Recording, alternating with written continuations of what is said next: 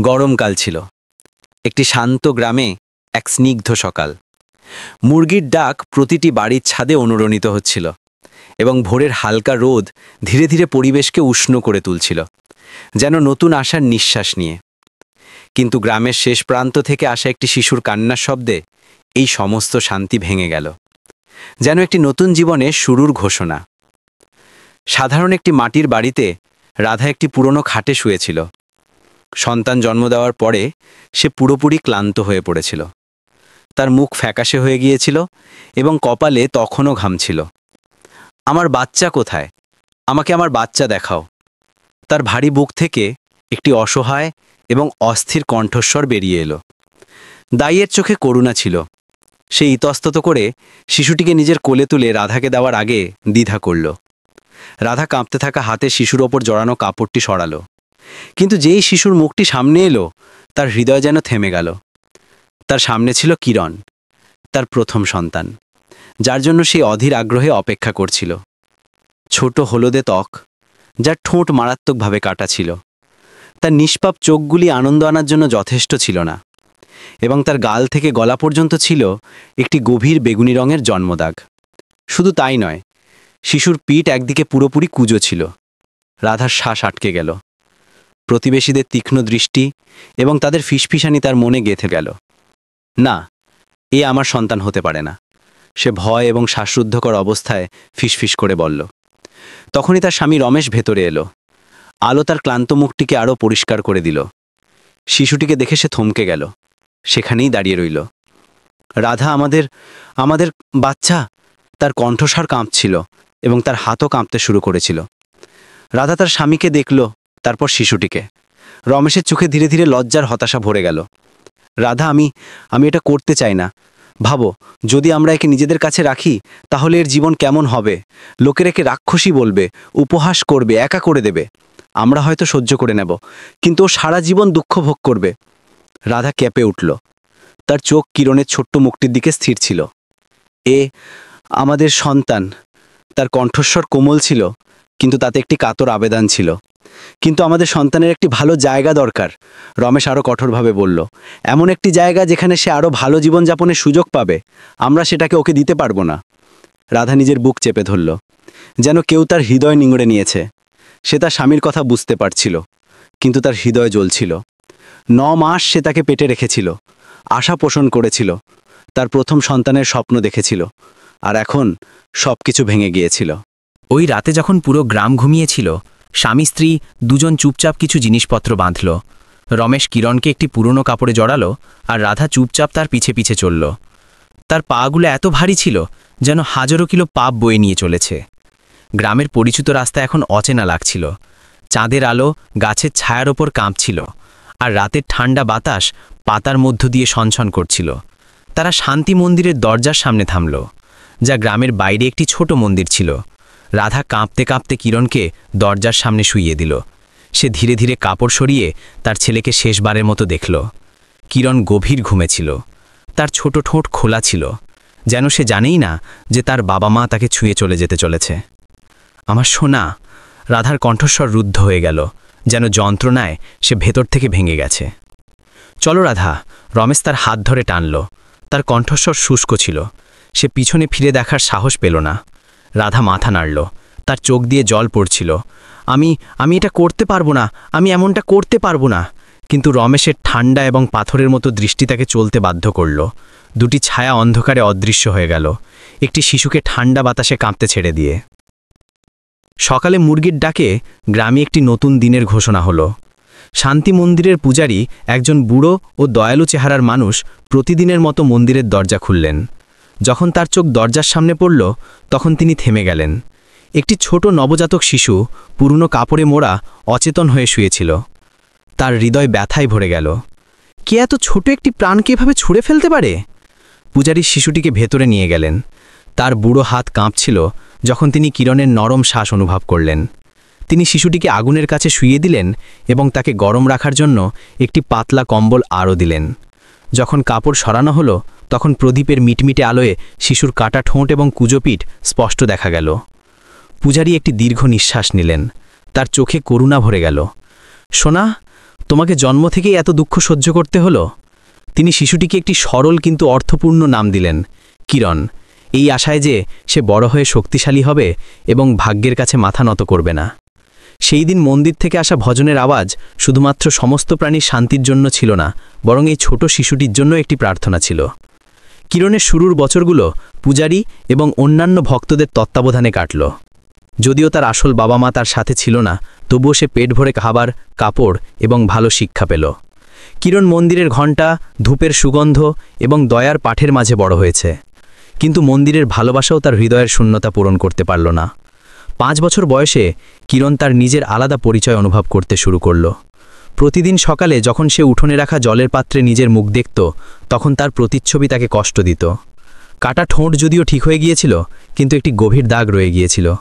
কুজোপিঠ তাকে সোজা হয়ে দাঁড়াতে দিত না, এবং মুখের জন্মদাগ সবার দৃষ্টি আকর্ষণ করত। কিরণ জলের মধ্যে নিজেকে দেখত। তার চোখে সেই বিষণ্ণতা ছিল যেটা একটি ছোট শিশুর মধ্যে থাকা উচিত নয়। গ্রামের শিশুরা প্রায়শই তাদের বাবা মায়ের সাথে পূর্ণিমার দিন মন্দিরে প্রদীপ জ্বালাতে আসত। তারা হাসত, খেলত, আর কিরণ দূর থেকে তাদের দেখত। কাছে যাওয়ার সাহস পেত না। একবার যখন সে সাহস করে একদল শিশুর কাছে যাওয়ার চেষ্টা করল, তখন একটি চিৎকার শোনা গেল, এটার সাথে খেলো না, এর মুখটা কত ভয়ানক। এই অজান্তে বলা শব্দগুলো ছুরির মতো সেই ছোট শিশুটির আত্মায় বিঁধে গেল। কিরণ বুঝতে পারত না যে কেন তাকে আলাদা করে রাখা হতো। সে প্রায়শই মন্দিরের এক কোণে একা বসে থাকত। তার ছোট হাতে পুরনো ধর্মীয় বই উল্টাত। পূজারী দূর থেকে তাকে দেখতেন, তার হৃদয় ব্যথিত হতো। তিনি জানতেন যে কিরণকে বস্তুগত সুযোগ সুবিধাগুলোর চেয়ে সমাজের ভালোবাসা এবং স্বীকৃতির প্রয়োজন। 7 বছর বয়সে কিরণ পূজারীর উঠোন পরিষ্কার করা, সাফাই করা এবং সবজির বাগানের দেখাশোনায় সাহায্য করতে শুরু করল। যখনই তাকে কোনো কাজ দেওয়া হতো, সে তা গভীর মনোযোগ দিয়ে করত। তার চোখে একটি ছোট্ট খুশি ঝলসে উঠত। তবুও গ্রামের লোকেদের তীক্ষ্ণ দৃষ্টি তাকে ছাড়ত না। একবার এক বুড়ি মন্দিরে এসে কিরণকে দেখে ধীরে ধীরে বলল, পণ্ডিতজি, আপনি একে এখানে কেন রেখেছেন? শহরে কোনো অনাথালয়ে কেন পাঠিয়ে দেন না? এর এখানে থাকায় লোকেরা নানা রকম কথা বলে। কিরণ সেখানেই দাঁড়িয়েছিল এবং প্রতিটি শব্দ শুনেছিল। সে মাথা নিচু করে নিল, তার ছোট হাতগুলো ঝাড়ুটিকে শক্তভাবে ধরে রাখল। সে কাঁদেনি, কিন্তু তার ছোট কাঁধ কাঁপছিল। পূজারী এগিয়ে এলেন। তিনি কিরণের মাথায় হাত রাখলেন এবং তার কণ্ঠস্বর মৃদু হলেও দৃঢ় ছিল। এই ছেলেটির কোনো অচেনা ঘরের দরকার নেই। এর সেই লোকেদের দরকার যারা এর বাহ্যিক রূপের চেয়ে এর আসল মূল্য দেখবে। সেই রাতে কিরণ মন্দিরের পিছনে একটি ছোট মাদুরে শুয়েছিল। তার চোখ ছাদের দিকে স্থির ছিল। সে জানত না যে তার আসল বাবা মা কারা। তারা কি কখনো তাকে নিজেদের কোলে তুলেছিল?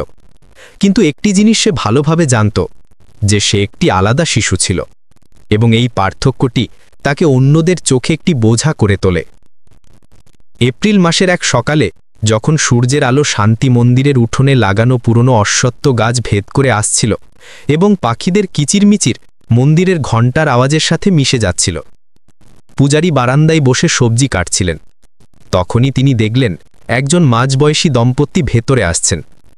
তারা ছিলেন সুরেশ এবং কমলা, যারা কসবার বাজারে চা ও পকোড়া বিক্রি করতেন এবং তাদের দয়ালুতার জন্য পরিচিত ছিলেন।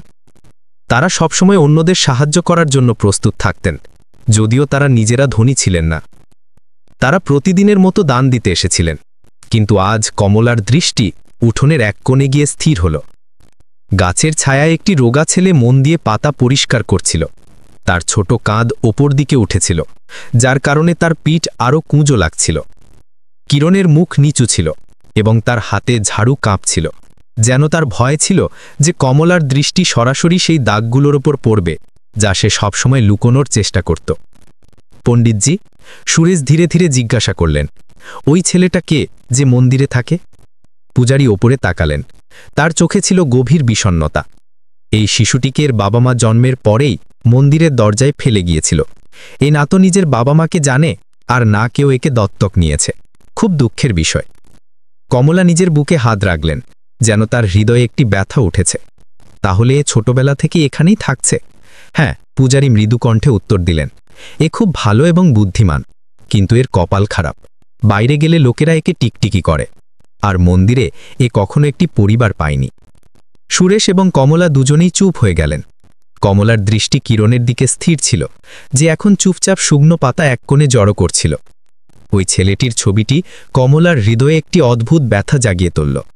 অনেক বছর ধরে কমলা এবং সুরেশ একটি সন্তানের জন্য অনেক চেষ্টা করেছিলেন, কিন্তু বয়সের সাথে সাথে তাদের আশা ভেঙে গিয়েছিল। সেই সন্ধ্যায় যখন তারা বাড়িতে পৌঁছালেন, কমলা কিরণকে ভাবা বন্ধ করতে পারলেন না। শুনুন, তিনি তার স্বামীর দিকে ফিরে ধীরে কিন্তু দৃঢ়ভাবে বললেন, আমি ওই ছেলেটিকে আমাদের ছেলে বানাতে চাই। সুরেশ থেমে গেলেন। তার পাতলা হাত মাঝপথে থেমে গেল যখন তিনি তার পুরনো চায়ের ঠেলা পরিষ্কার করছিলেন। তুমি কি ভালোভাবে ভেবে দেখেছ? আমাদের বাড়ি ছোট, আমরা কষ্টে দিন চালাই। আরও একটি সন্তানের সাথে আমার ভয় হচ্ছে যে আমরা তার যত্ন নিতে পারব না। কিন্তু আপনি ওই ছেলেটিকে দেখুন, ও এত দুঃখ সহ্য করেছে। আমরা কি ওকে একটি বাড়ি দিতে পারি না? ওর একটি ধনী বাড়ি চাই না, শুধু এমন একটা জায়গা যেখানে সেটিকে নিজের পরিবার বলতে পারবে। সুরেশ অনেকক্ষণ চুপ থাকলেন। তার মনে ওই ছেলেটির বিষণ্ণ চোখগুলো মনে পড়ল, যেন সে একটুখানি ভালোবাসা চাইছিল। অবশেষে সে মাথা নেড়ে সাই দিল, একটি হালকা মাথা নাড়া, যাতে তার সম্পূর্ণ সম্মতি ছিল। ঠিক আছে, যেমন তুমি বলো। পরের দিন তারা আবার শান্তি মন্দিরে গেলেন। কমলা তার সাথে একটি গরম রুটি এবং এক প্যাকেট দুধ নিয়ে এসেছিলেন। কিরণ প্রতিদিনের মতো উঠোনে ঝাড়ু দিচ্ছিল। তার ছোট হাত তার শক্তির চেয়ে ভারী ঝাড়ুটিকে ঠেলতে চেষ্টা করছিল। কমলা তার সামনে বসলেন এবং রুটিটি তার দিকে বাড়িয়ে দিয়ে বললেন, তোমার কি খিদে পেয়েছে? একটু খেয়ে নাও, শক্তি পাবে। কিরণ মাথা তুলল। তার চোখগুলো অবাক হয়ে বড় হয়ে গেল। আজ পর্যন্ত কেউ তার দিকে এমন সাহায্যের হাত বাড়িয়ে দেয়নি। একটু ইতস্তত করার পর সে রুটিটি নিল এবং ধীরে ধীরে বলল, হ্যাঁ, ধন্যবাদ। সুরেশ তার স্ত্রীর পাশে বসলেন এবং ধীরে ধীরে ছেলেটির মাথায় হাত বোলালেন। সোনা, তুমি কি একটি বাড়ি চাও? কিরণ তাদের দেখল। তার চোখে বিস্ময় এবং আশা দুটোই ছিল। একটি বাড়ি? সে তার কানে বিশ্বাস করতে পারছিল না। কমলা হাসলেন। তার কণ্ঠস্বর শীতকালের রোদের মতো উষ্ণ ছিল। আমরা ধনী নই, শুধু বাজারে চা পকোড়া বিক্রি করি, কিন্তু যদি তুমি চাও তাহলে আমরা তোমার বাবা মা হতে পারি। কিরণ অবাক হয়ে গেল। তার চোখে জল ভরে এলো। সে বুঝতে পারছিল না যে কি উত্তর দেবে, কারণ জীবনে প্রথমবার সে সেই জিনিসটি অনুভব করছিল যার সম্পর্কে সে কেবল স্বপ্নে ভেবেছিল, সত্যিকারের ভালোবাসা। পূজারী সেখানে এলেন এবং এই দৃশ্যটি শান্ত চোখে দেখলেন। তিনি কিরণের কাঁধে হাত রাখলেন এবং ধীরে ধীরে মাথা নাড়লেন। সোনা, এটি একটি ভালো সংযোগ। তোমার হৃদয় খোলো, কারণ তোমার জীবন এবার পাল্টাতে চলেছে। কিরণ রুদ্ধ কণ্ঠে মাথা নিচু করল এবং ধীরে ধীরে উত্তর দিল, হ্যাঁ, আমি চাই, আমার বাবা মা চাই। কিরণ একটি নিকেল বেলায় সুরেশ এবং কমলার সাথে শান্তি মন্দির থেকে বেরিয়ে গেল। তাদের ছোট বাড়ির দিকে যাওয়া কাঁচা রাস্তাটি ধানের ক্ষেতের মাঝখান দিয়ে চলে গিয়েছিল। কিরণ সুরেশের সাইকেলের পিছনে বসেছিল। সে লোহার ফ্রেমটি শক্ত করে ধরে রেখেছিল এবং তার মাথা নিচু ছিল। তার হৃদয় অদ্ভুত অনুভূতিতে ভরা ছিল। সে খুশিও ছিল, আবার ভীত, কৌতূহলীয় ছিল এবং আশঙ্কিত। জীবনে প্রথমবার সে সেই জায়গাটিকে স্পর্শ করছিল যাকে সে নিজের বাড়ি বলত।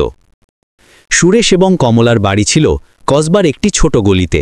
টিনের ছাদ পুরনো হয়ে গিয়েছিল এবং সাদা চুনকাম করা দেওয়াল জায়গায় জায়গায় উঠে গিয়েছিল, কিন্তু বাড়ির চারপাশে একটি ছোট বাগান ছিল যাতে ঘন গাছ ছিল।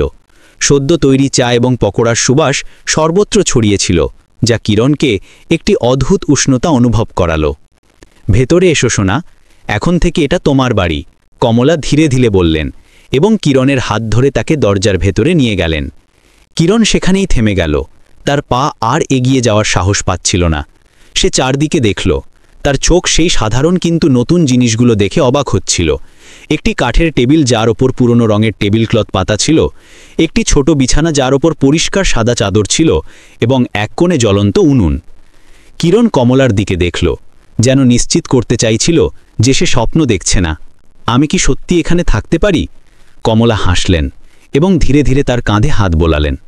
হ্যাঁ, এটা তোমার বাড়ি।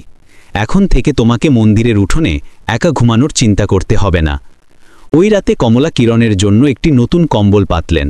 যখন সুরেশ একটি ছোট বালিশ নিয়ে আসলেন যাতে সদ্য ধোয়া কাপড়ের গন্ধ আসছিল, কিরণ ঘরের কোণে ছোট বিছানায় শুয়েছিল। তার চোখ ছাদ দেখছিল এবং তার হৃদয় একটি অদ্ভুত অনুভূতিতে ভরা ছিল। তার বুক জোরে জোরে ধরফর করছিল, ভয় থেকে নয়, বরং এই কারণে যে সে একটি আসল বাড়ির উষ্ণতা অনুভব করছিল। সে নিজের মনে ফিসফিস করে বলল, এটা কি সত্যি আমার বাড়ি? শুরুর দিনগুলোতে কিরণ তখনও ভয়ে গুটিয়ে থাকত। সে সুরেশ এবং কমলাকে বাবা মা বলার সাহস করত না। খাওয়ার সময় পেট ভরে খেত না এবং সবসময় এই ভয়ে থাকত যে সে তাদের উপর বোঝা হয়ে যাবে। কিন্তু কমলা খুব ধৈর্যশীল ছিলেন। প্রতিদিন সকালে তিনি কিরণের চুল আঁচড়ে দিতেন, তাকে কাপড় ভাঁজ করা এবং টেবিল পরিষ্কার করা শেখাতেন। সুরেশ তাকে প্রায়শই বাজারে নিয়ে যেতেন এবং তাকে নিজের দোকানে সাহায্য করতে শেখাতেন। তুমি এখানে দাঁড়িয়ে গ্রাহকদের জিনিসপত্র দেবে, ঠিক আছে? আর মনে রাখবে, হাসি মুখে থাকবে, তিনি তার দয়ালু চোখে বলতেন। একবার যখন কিরণ ভুল করে একটি পকোড়া মেঝেতে ফেলে দিল, তখন সে এত ভয় পেয়ে গেল যে সে মাথা নিচু করে নিল এবং তার চোখে জল আসতে শুরু করেছিল। কিন্তু সুরেশ শুধু হাসলেন এবং তার মাথায় হাত বুলিয়ে বললেন, কিছু মনে করো না, পরের বার সাবধানে থাকবে, তুমি ধীরে ধীরে শিখে যাবে, আমার তোমার উপর বিশ্বাস আছে, তুমি পারবে। ধীরে ধীরে কিরণ স্বাভাবিক হতে শুরু করল। সে কমলার সাথে আটা মাখতে সাহায্য করার অভ্যস্ত হল, সকালে চায়ের দোকানে কাজ করার আওয়াজ শোনার অভ্যস্ত হল এবং সোনা ডাক শোনারও অভ্যস্ত হল। এক সন্ধ্যায় যখন কমলা তার জন্য এক বাটি গরম ক্ষীর নিয়ে এলেন, তখন কিরণ ইতস্তত করে বলল, মা। কমলা অবাক হয়ে গেলেন, তার চোখে জল ভরে এলো। তিনি ক্ষীরের বাটি নিচে রাখলেন এবং কিরণকে শক্তভাবে আলিঙ্গন করলেন। আর একবার বলো সোনা, আমি ঠিক শুনতে পেলাম না। মা। কিরণ এইবার বলল, তার কণ্ঠস্বর আরও দৃঢ় ছিল। সে কমলার আলিঙ্গন থেকে ছড়িয়ে পড়া উষ্ণতা অনুভব করল, সেই উষ্ণতা যার স্বপ্ন সে তার সারা জীবন দেখেছিল। ওই দিন থেকে কিরণ সত্যি সুরেশ এবং কমলাকে নিজের পরিবার বলে মেনে নিল। তার ভয় ধীরে ধীরে শেষ হয়ে গেল এবং তার জায়গায় একটি শিশুর খুশি এলো, যে প্রথমবার জানল যে ভালোবাসা পাওয়া কেমন হয়। তার কাছে এই ছোট বাড়িতে কাটানো প্রতিটি দিন ছিল একটি অলৌকিক ঘটনা। সময় পেরিয়ে গেল এবং কিরণ সুরেশ ও কমলার ছোট বাড়ির দৈনন্দিন জীবনে মিশে গেল। প্রতিদিন সকালে চা এবং গরম পকোড়ার সুবাস পুরো গলিতে ছড়িয়ে পড়ত। কিরণ সুরেশের পাশে দাঁড়িয়ে থাকত, তার ছোট হাতে সাবধানে প্রতিটি পকোড়াকে কাগজে মরত। যদিও সে কখনো কখনো আনাড়ি ভুল করত, কিন্তু সে সবসময় তার পুরো চেষ্টা করত। শুরুতে কিরণের ভুল করার ভয় লাগত, কিন্তু সুরেশ কখনো তার উপর উঁচু গলায় কথা বলেননি। তিনি ধৈর্য ধরে তাকে শেখাতেন। তার চোখে সবসময় ভালোবাসা ভরা থাকত। একবার কিরণ ধীরে ধীরে জিজ্ঞাসা করল, বাবা, আমি কি তোমাদের বিরক্ত করি? সুরেশ থেমে গেলেন, তারপর তার মাথায় হাত বুলিয়ে হাসলেন, তুমি বিরক্ত করো না সোনা, তুমি আমাদের জীবনের সবচেয়ে বড় খুশি। কমলাও কিরণের প্রতিটি ছোট বড় বিষয়ে খেয়াল রাখতেন। প্রতিদিন রাতে তিনি তার কাছে বসে তাকে লিখতে শেখাতেন। তার রুক্ষ হাত কিরণের হাত ধরে তাকে প্রতিটি অক্ষর সোজা এবং সুন্দরভাবে লেখা শেখাতেন। তুমি জানো তো, সুন্দর হাতের লেখা তোমার চরিত্র সম্পর্কে বলে। আমার মেয়েকা বেটা সন্তানকে একজন সতর্ক এবং পরিশ্রমী মানুষ হতে হবে। অনুবাদক দ্রষ্টব্য, এখানে মেয়েকা বেটা ব্যবহার করা হয়েছে, যা বাংলায় মেয়ের ছেলে সন্তান বোঝায়, কিন্তু অনুবাদের প্রবাহের জন্য সন্তান রাখা হলো। ধীরে ধীরে কিরণ তার চারপাশে ছড়িয়ে থাকা ভালোবাসা অনুভব করল। এখন আর বাইরে যাওয়ার সময় অন্যদের চোখে চোখ পড়লেও তার ভয় লাগতো না, কারণ কমলা সবসময় তার হাত ধরে থাকত আর সুরেশ তার সাথে দাঁড়িয়ে থাকত। যখনই কেউ তাকে টিটকিরি করত, তার শুধু কমলার কথা মনে পড়ত। তাদের কথা চিন্তা করো না সোনা, ভালো লোকেরা খারাপ কথায় কান দেয় না, এবং তার সমস্ত বিষণ্ণতা দূর হয়ে যেত। এক সন্ধ্যায় যখন কমলা রান্নাঘরে ব্যস্ত ছিলেন, কিরণ চুপচাপ পেছন থেকে এসে তাকে জড়িয়ে ধরল। মা, আমার এখানে থাকতে খুব ভালো লাগে, আমার নিজের বাড়ি খুব পছন্দ। কমলা হাসলেন। তিনি হাঁটু গেড়ে বসলেন, যাতে তিনি সরাসরি তার চোখের দিকে তাকাতে পারেন। সন্ধ্যার আলোয় তার চোখগুলো ঝলসে উঠল। আমাদেরও তুমি এখানে থাকলে খুব ভালো লাগে কিরণ, তুমি আমাদের বাবা মায়ের খুশি। ওই রাতে প্রদীপের আলোয় কিরণ তার ছোট বিছানায় শুয়েছিল এবং তাকে ঘিরে থাকা গরম কম্বলটি অনুভব করছিল। সে মনে মনে ভাবল, হয়তো এটাই সেই সুখ যার সম্পর্কে লোকেরা কথা বলে। জীবনে প্রথমবার কিরণ নিজেকে একা অনুভব করেনি। সুরেশ এবং কমলার ভালোবাসা প্রতিটি দিন পেরোনোর সাথে সাথে একটি ছোট্ট আগুনের মতো ছিল, যা ওই ছেলেটির ঠান্ডা হৃদয়কে গরম করছিল। কিরণের জন্য এই পরিবারটি শুধু থাকার জায়গা ছিল না, বরং এটি ছিল একটি অলৌকিক ঘটনা যা তার পুরো জীবন বদলে দিয়েছিল। নতুন পরিবারের জীবন কিরণকে আরও শক্তিশালী করে তুলেছিল, কিন্তু বাইরে যাবার সময় সে এখনও মহল্লার শিশুদের থেকে দূরত্ব বজায় রাখত। তাদের কৌতূহলী এবং ভীত দৃষ্টি সবসময় কিরণকে একা অনুভব করাত। কিন্তু সবকিছু গ্রীষ্মের এক দুপুরে পাল্টে গেল। কিরণ বাড়ির সামনে আম গাছের নিচে বসেছিল। মনোযোগ দিয়ে কাঠের একটি ছোট টুকরোয় অক্ষর খোদাই করছিল, যেমন কমলা তাকে শিখিয়েছিলেন। পায়ের মৃদু আওয়াজ এলো এবং তারপর হঠাৎ একটি কণ্ঠস্বর এলো, এই তুমি কি করছো? কিরণ চমকে গেল এবং উপরে তাকালো। তার সামনে তারই বয়সের একটি ছেলে দাঁড়িয়েছিল, কালো রঙের, যার চোখগুলো উজ্জ্বল ছিল এবং মুখে ছিল একটি হাসি। সে ছিল রাজু, মহল্লায় থাকা একটি ছেলে। রাজুর পিছনে ছিল প্রিয়া, একটি মেয়ে যার কালো লম্বা চুল দুটি বিনুনিতে বাঁধা ছিল এবং তার হাতে ছিল একটি ছোট্ট ঝুড়ি যাতে কিছু ফড়িং ছিল। কিরণ ঘাবড়ে গিয়ে কাঠের টুকরোটি নিচে রাখল এবং ধীরে ধীরে উত্তর দিল, আমি অক্ষর খোদাই করছি। রাজু কৌতূহল নিয়ে তার পাশে বসল এবং কিরণের হাত থেকে কাঠের টুকরোটি নিল। খুব সুন্দর। তুমি এটা কিসের জন্য বানাচ্ছ? আমি শুধু মায়ের শেখানো অনুযায়ী অভ্যাস করছি। কিরণ লজ্জা পেয়ে উত্তর দিল। অন্যদের সাথে কথা বলার অভ্যাস তার ছিল না, কিন্তু প্রিয়া রাজুর পাশে বসল এবং হাসল। তুমি খুব বুদ্ধিমান। তুমি কি আমাদের সাথে ফড়িং লড়াই খেলতে চাও? আমরা কিছু খুব শক্তিশালী ফড়িং ধরেছি। কিরণ অবাক হয়ে প্রিয়া এবং রাজুকে দেখতে লাগল। আজ পর্যন্ত কেউ তাকে একসাথে খেলার জন্য ডাকেনি এবং এত খুশি ভরা কণ্ঠে তো কখনোই নয়। কিন্তু যখন সে তখনও ইতস্তত করছিল, কাছের কিছু অন্য শিশু তার দিকে তাকালো এবং ফিসফিস করে বলল, দেখো ওর মুখটা কত ভয়ানক, তোমরা ওকে কেন খেলার জন্য ডাকছ? রাজুর সঙ্গে সঙ্গে ঘুরল, তার চোখগুলো ছুরির মতো তীক্ষ্ণ ছিল। তো কি হয়েছে? সেও আমাদের মতো একজন মানুষ, আমরা ওর সাথে কেন খেলতে পারবো না? ওই শিশুরা মুখ বাঁকালো, উপহাসের সুরে টিটকিরি করল এবং চলে গেল। কিন্তু রাজু পাত্তা দিল না। সে কিরণের দিকে ফিরল এবং হাসল। ওদের কথায় কান দিও না, চলো আমি তোমাকে এই ফড়িংটা দেখাই, এটা খুব শক্তিশালী। প্রিয়া ঝুড়িটি কিরণের সামনে এগিয়ে ধরল এবং ধীরে ধীরে বলল, তোমার যেটা পছন্দ হয় বেছে নাও। কিরণ ছোট ঝুড়িতে লাফালাফি করা ফড়িংগুলোকে দেখল এবং তারপর রাজু আর প্রিয়াকে দেখল। তার হৃদয় একটি অদ্ভুত উষ্ণতায় ভরে গেল। ধন্যবাদ, তোমাদের ধন্যবাদ। কিরণ আবেগপ্রবণ হয় কাঁপতে কাঁপতে কণ্ঠে বলল। এটা প্রথমবার ছিল যখন সে অনুভব করল যে তাকে স্বীকার করা হয়েছে। ওই দিন থেকে রাজু আর প্রিয়া কিরণের প্রথম বন্ধু হয়ে গেল। তারা তিনজন প্রায়শই বাড়ির সামনে আম গাছের নিচে একসাথে খেলত। তাদের হাসির আওয়াজ ছোট গলিতে অনুরণিত হতো। যদিও আশেপাশের লোকেরা সবসময় তাদের ভালো চোখে দেখত না, কিন্তু এখন এটা কোনো ব্যাপার ছিল না। কিরণের জন্য শুধু রাজু আর প্রিয়ার সাথে থাকাটাই একটি ভালোবাসাপূর্ণ পৃথিবীর সমান ছিল। এক দুপুরে যখন সূর্যের সোনালি আলো ক্ষেতের দিকে যাওয়া কাঁচা রাস্তায় ছড়িয়েছিল, রাজু, প্রিয়া এবং কিরণ কাছাকাছি খেলছিল, এটা দেখার জন্য যে কে সবচেয়ে দূর পর্যন্ত নুড়ি ছুটতে পারে। শান্ত পরিবেশে তাদের হাসি অনুরণিত হচ্ছিল। কিন্তু শীঘ্রই গ্রামের কিছু অন্য শিশু সেখান দিয়ে গেল। তাদের দৃষ্টি সঙ্গে সঙ্গে কিরণের ওপর পড়ল। ওই দেখো ঠোঁটকাটা ছেলেটা। তাদের মধ্যে একজন টিটকিরি করে বলল, দেখো তো কত ভয়ানক, তবুও বাইরে খেলার সাহস করছে। অন্য শিশুরা জোরে হাসতে শুরু করল। আরেকজন বলল, ওর পিঠ দেখো, গল্পের পুরানো কুজোর মতো লাগছে। বেচারা কিরণ সেখানেই দাঁড়িয়ে রইল। তার ছোট হাতগুলো নুড়িটিকে শক্ত করে ধরে রাখল। তার হৃদয়ে ওই কঠোর শব্দগুলো শুনে যেন নিংড়ে গেল। সে মাথা নিচু করে নিল, নিজের ভেতরে ওঠা ব্যথা লুকানোর চেষ্টা করছিল।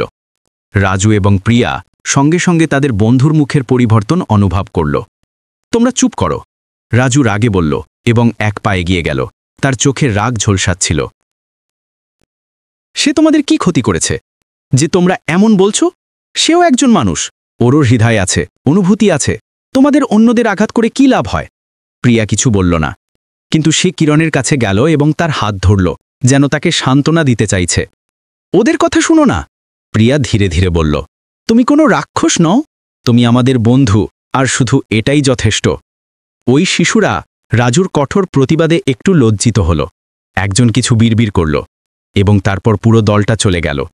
উপহাসের হাসি বাতাসে হালকা হয়ে গেল, কিন্তু তারা কিরণের হৃদয়ে যে ক্ষত রেখে গিয়েছিল তা তখনও তাজা ছিল। রাজু ফিরে এলো এবং কিরণের কাঁধে হাত রাখল। তোমার ওই লোকেদের জন্য দুঃখী হওয়ার দরকার নেই। তারা শুধু অন্যদের বিচার করতে জানে, কিন্তু তারা জানে না যে তুমি কেমন মানুষ। কিরণ রাজু এবং প্রিয়াকে দেখল, তার চোখে জল ছিল। আমি বুঝতে পারছি না যে লোকেরা আমাকে এত ঘৃণা কেন করে। আমি তো কিছু ভুল করিনি। কেউ তোমাকে ঘৃণা করে না। প্রিয়া হাসল। তার হাত তখনও কিরণের হাতে ছিল। শুধু তারা তোমাকে এখনো বোঝেনি, কিন্তু আমরা তোমাকে বুঝি, আর আমরা সবসময় তোমার সাথে থাকব। রাজু এবং প্রিয়ার কথাগুলো একটি ছোট আগুনের মতো ছিল, যা কিরণের হৃদয়কে গরম করে দিল। এখন সে আগের মতো একাকিত্ব অনুভব করছিল না, কারণ সে জানত যে যতক্ষণ তার এই দুই বন্ধু আছে, সে যে কোনো সমস্যার মোকাবিলা করতে পারে। ওই সন্ধ্যায় নীল আকাশের নিচে কিরণ, রাজু এবং প্রিয়া আবার একসাথে খেলছিল। তাদের হাসি প্রতিটি উপহাস এবং কিরণের হৃদয়ের অন্ধকারকে দূর করছিল। তার জন্য রাজু এবং প্রিয়া শুধু বন্ধু ছিল না, বরং তারাই ছিল প্রথম মানুষ যারা তাকে এই বিশ্বাস দিয়েছিল যে সে ভালোবাসার যোগ্য। ওই ঘটনার পরের দিনগুলোতে কিরণ ধীরে ধীরে অনুভব করল যে রাজু এবং প্রিয়ার উপস্থিতি তার জন্য একটি শক্তিশালী অবলম্বন হয়ে উঠেছে। প্রতিবার যখন সে বাইরে বের হতো, যদিও তাকে তীক্ষ্ণ দৃষ্টি বা মৃদু ফিসফিসালির মুখোমুখি হতে হতো, কিরণের আগের মতো ভারী লাগত না। সে জানত যে শুধু পিছনে ফিরলেই রাজু এবং প্রিয়া সবসময় সেখানে থাকবে, প্রতিটি বাজে কথা থেকে তাকে রক্ষা করার জন্য প্রস্তুত। এক দুপুরে যখন কিরণ বাড়ির সামনে উঠোন পরিষ্কার করছিল, রাজু দৌড়াতে দৌড়াতে এলো। তার হাতে ছিল একটি ছেঁড়া ঘুড়ি। এ কিরণ, তুমি কি ঘুড়ি ওড়াতে জানো? আমি চেষ্টা করতে চাই, কিন্তু আমি ঠিকভাবে পারি না। কিরণ বাঁশ এবং কাগজ দিয়ে তৈরি ঘুড়িটি দেখল, যা কিছুটা মুড়ে গেছে এবং যার সুতো আলগা। আমার মনে হয় এই ঘুড়িটা একটু ঠিক করতে হবে, সে বলল, এবং ঘুড়িটি হাতে নিয়ে দেখতে লাগল। সে মনোযোগ দিয়ে সুতো ঠিক করল, বাঁশের ডান্ডা সোজা করল এবং তারপর রাজুকে ফিরিয়ে দিল।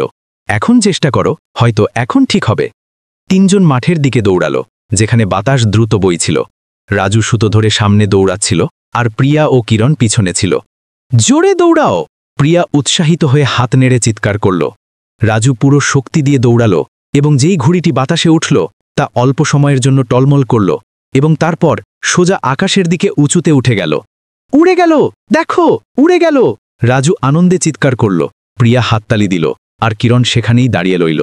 তার চোখ আকাশের দিকে উঁচুতে ওঠা ঘুড়িটিকে দেখে ঝলসে উঠল। এটি জীবনের প্রথমবার ছিল যখন সে নিজের হৃদয়কে এত হালকা অনুভব করল, যেন সে নিজেও আত্মসন্দেহের বাধা পেরিয়ে উপরে উঠে যাচ্ছে। ওই রাতে যখন কিরণ বাড়ি ফিরল, কমলা তার পাশে বসলেন এবং মনোযোগ দিয়ে তার চুল আঁচড়াতে লাগলেন। আজ তোমাকে প্রতিদিনের চেয়ে বেশি খুশি লাগছে, কি ব্যাপার? মা, কিরণ ধীরে ধীরে বলল, তার চোখগুলো তখনও ঝলসাচ্ছিল। আজ আমাদের ঘুড়ি অনেক উঁচুতে উড়েছিল। রাজু এবং প্রিয়া বলছিল যে ঘুড়িটা আমার মতো, যদি বাতাসে সমর্থন পায় তাহলে উঁচুতে উঠতে পারে। কমলা হাত থামালেন, তার কোমল চোখ তাকে দেখছিল। হ্যাঁ কিরণ, বাতাস তারা যারা তোমাকে ভালোবাসে, যারা সবসময় তোমার সাথে আছে, তাদের কারণে তুমি উঁচুতে উঠবে, কেউ যাই বলুক না কেন। কমলার কথা শুনে কিরণ ধীরে ধীরে হাসল। সে এই অনুভূতি পেতে শুরু করল যে কেউ তার বাহ্যিক রূপ পরিবর্তন করতে পারে না, কিন্তু তার চারপাশের লোকেরা যারা সত্যিই তার যত্ন নেয়, তারা তার নিজেকে দেখার দৃষ্টিভঙ্গি পাল্টে দিয়েছে। ওই দিন থেকে কিরণ আগের মতো লোকাতো বা ভয় পেত না। সে আরও খোলাখুলিভাবে কথা বলতে শুরু করল, এবং যখনই তার উপহাস করা হতো তখন সে নিজেকে রক্ষা করার সাহস করত। যদিও তার কণ্ঠস্বর তখনও কাঁপত, কিন্তু সবচেয়ে গুরুত্বপূর্ণ বিষয় ছিল যে কিরণ নিজেকে স্বীকার করতে শিখেছিল, কারণ সে জানত যে তার সাথে সবসময় এমন বন্ধু আছে যারা তাকে নিঃস্বার্থভাবে ভালোবাসে। শরৎকালের এক সকালে হালকা বাতাস সেই ছোট প্রাথমিক বিদ্যালয়ে দিয়ে বয়ে যাচ্ছিল যেখানে কিরণ পড়ত। ব্ল্যাকবোর্ডে ক্লাসের শিক্ষক মনোযোগ দিয়ে বড় অক্ষরে লিখলেন, জেলা স্তরের গণিত অলিম্পিয়াড শীঘ্রই অনুষ্ঠিত হতে চলেছে। যে কেউ অংশ নিতে চায় নিজের নাম লিখিয়ে দিক। ক্লাসে সঙ্গে সঙ্গে ফিসফিসানি শুরু হয়ে গেল। উজ্জ্বল চোখগুলো উৎসাহ এবং কৌতূহল নিয়ে একে অপরের দিকে তাকাতে লাগল। কিরণ শেষ বেঞ্চে বসেছিল। সে তার কলমটি শক্ত করে ধরে রাখল। সে মাথা তোলেনি, কিন্তু তার হৃদয়ে একটা অদ্ভুত অনুভূতি জাগল। সংখ্যার প্রতি এবং চ্যালেঞ্জিং গণিতের প্রশ্নের প্রতি তার অনেক দিন ধরেই ভালোবাসা ছিল, কিন্তু সবার আকর্ষণের কেন্দ্রবিন্দুতে আসার ভাবনা তাকে দ্বিধান্বিত করছিল। আমি কি এটা করতে পারবো? সে মনে মনে ভাবল। হঠাৎ রাজু কিরণের কাঁধে আলতো করে ধাক্কা দিল এবং হাসল। তুমি গণিতে খুব ভালো, তাহলে তুমি চেষ্টা করছো না কেন? আমার বিশ্বাস তুমি পারবে। পাশে বসা প্রিয়া মাথা নেড়ে সম্মতি জানালো। হ্যাঁ, আমাদের তোমার ওপর ভরসা আছে, তুমি এই ক্লাসের সবচেয়ে বুদ্ধিমান। দুই বন্ধুর উৎসাহ কিরণের মনে একটা ছোট্ট আলো জ্বালিয়ে দিল। সে ওপরে বোর্ডের দিকে তাকালো এবং জীবনের প্রথমবার তার মনে এই প্রমাণ করার ইচ্ছে জাগল যে সে শুধু একটা আলাদা শিশু নয়। সে হাত তুলল, তার কণ্ঠস্বর মৃদু হলেও দৃঢ় ছিল। ম্যাডাম, আমি অংশগ্রহণ করতে চাই। পুরো ক্লাস হঠাৎ চুপ হয়ে গেল। তারপর ক্লাসের এক কোণ থেকে হাসির আওয়াজ এলো। এও প্রতিযোগিতায় অংশ নেবে? একে দেখো, এ কিভাবে বুদ্ধিমান হতে পারে। একটি ছেলে উপহাস করে বলল। রাজু রেগে দাঁড়িয়ে উঠল, তার মুখ লাল হয়ে গেল। এ তোমাদের চেয়ে বেশি বুদ্ধিমান, শুধু অপেক্ষা করো আর দেখো। প্রিয়াও ঘুরে দাঁড়ালো এবং গাম্ভীর্যের সাথে বলল, আমি যাকে জানি এ তার মধ্যে সবচেয়ে বেশি বুদ্ধিমান মানুষ।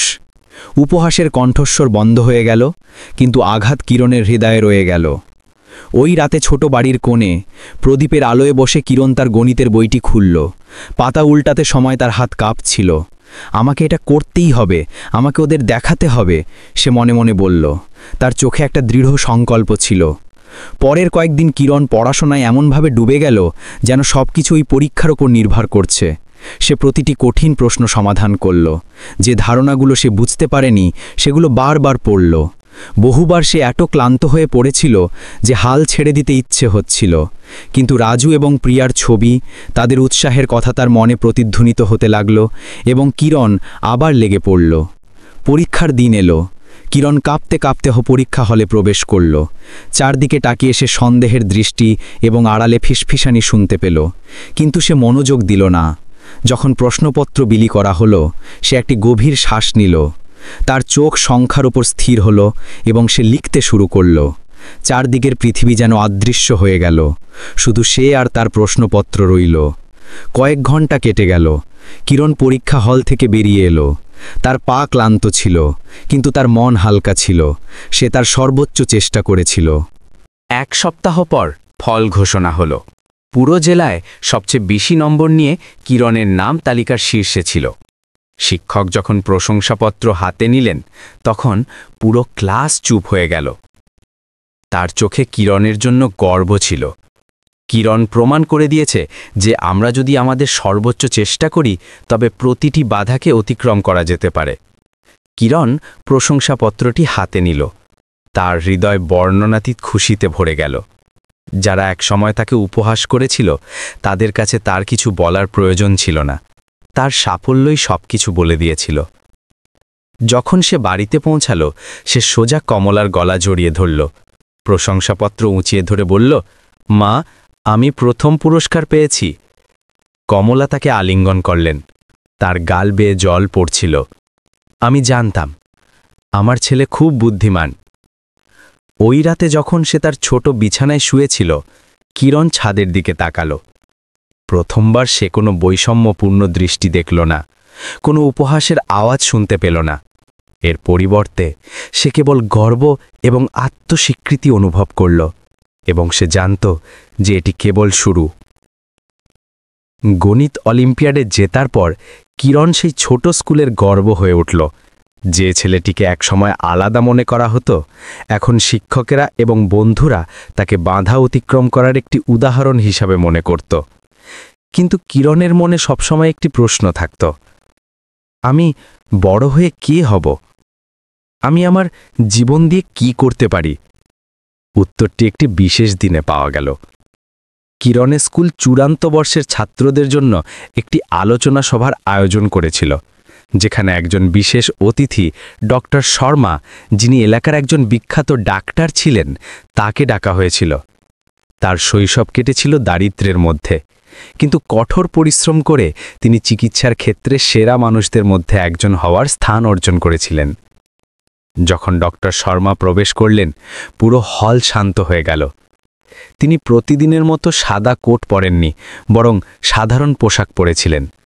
তবুও তাকে প্রভাবশালী লাগছিল। তার চেহারা দয়ালু ছিল এবং তার উষ্ণ চোখ দেখে যে কেউ স্বস্তি অনুভব করত। নমস্কার বাচ্চারা, তার কণ্ঠস্বর প্রতিধ্বনিত হল, যা গভীর এবং কোমল দুটোই ছিল। আজ আমি তোমাদের একটি গল্প শোনাতে চাই। আমার সাফল্যের গল্প নয়, বরং সেই অসুবিধাগুলোর গল্প যা আমাকে আজকের আমি বানিয়েছে। পুরো হল চুপচাপ শুনছিল। তার প্রতিটি কথা প্রতিটি ছাত্রের হৃদয় স্পর্শ করছিল। তিনি তার কঠিন শৈশব, দারিদ্র্যের কারণে প্রত্যাখ্যান হওয়া এবং পড়াশোনার জন্য টাকা উপার্জনের জন্য দিন-রাত পরিশ্রম করার কথা বললেন। কিন্তু এত কিছুর পরেও তিনি অসুস্থদের নিরাময় করা এবং দুঃখীদের সাহায্য করার মধ্যে তার আবেগ ভেজে পেয়েছিলেন। যখন আলোচনা শেষ হলো, কিরণ অনুভব করল যে তার হৃদয় জোরে জোরে ধড়ফড় করছে। সে ডক্টর শর্মা বলা কথাগুলো ভাবতা বন্ধ করতে পারছিল না। যেন তার মনে আলোর একটি ঝলকানি এলো, যা এমন একটি পথ আলোকিত করে তুলল যার কথা সে আগে কখনো ভাবেনি। আলোচনার পরে কিরণ সমস্ত সাহস সঞ্চয় করল এবং যখন ডক্টর শর্মা যাওয়ার প্রস্তুতি নিচ্ছিলেন তখন তার কাছে গেল। স্যার, সে ইতস্তত করে বলল, তার হাত শক্তভাবে বাঁধা ছিল। আমি কি ডাক্তার হতে পারি? ডক্টর শর্মা ঘুরে দাঁড়ালেন এবং সেই রোগা ছেলেটিকে দেখলেন, যার চোখ উজ্জ্বল ছিল কিন্তু বাতাসে দ্বিধা ছিল। তিনি হেসে কিরণের চোখের স্তরে আসার জন্য নিচু হয়ে বসলেন। তুমি কেন ডাক্তার হতে চাও? কিরণ এক মুহূর্তের জন্য চুপ থাকল, তারপর ধীরে ধীরে উত্তর দিল, আমি আমার মতো মানুষদের সাহায্য করতে চাই, যে মানুষগুলোকে অন্যরা কম বোঝে, যাদের অযোগ্য মনে করা হয়। আমি চাই না যে কেউ এমন একা এবং দুঃখী অনুভব করুক যেমনটা আমি করেছি। ডক্টর শর্মার চোখ উজ্জ্বল হয়ে উঠল এবং তার হাসি আরও কোমল হল। তুমি কি জানো, তোমার ডাক্তার হওয়ার কারণই সবচেয়ে গুরুত্বপূর্ণ বিষয়। তোমার অন্য কারো মতো হওয়ার দরকার নেই। শুধু তোমার ক্ষমতার উপর বিশ্বাস রাখো এবং চেষ্টা করা কখনো বন্ধ করো না। তুমি এটা করতে পারবে। ওই শব্দগুলো কিরণের হৃদয়ে আবেগের আগুন জ্বালিয়ে দিল। সে অনুভব করল যে প্রথমবার সে তার পরিশ্রমের আসল অর্থ খুঁজে পেয়েছে। আমি আমার সর্বোচ্চ চেষ্টা করব। আমি ডাক্তার হব, স্যার। ডক্টর শর্মা কিরণের কাঁধে হাত রাখলেন। তার চোখে বিশ্বাস ভরা ছিল। তুমি পারবে কিরণ। কাউকে এটা বলতে দেবে না যে তুমি পারবে না। তোমার যোগ্যতাকে নিজেকে কথা বলতে দাও। ওই রাতে কিরণ সুরেশ এবং কমলাকে তার স্বপ্নের কথা বলল। সে তাদের দিকে একদিন দৃঢ়তার সাথে তাকালো, যা আগের দ্বিধা থেকে সম্পূর্ণ আলাদা ছিল।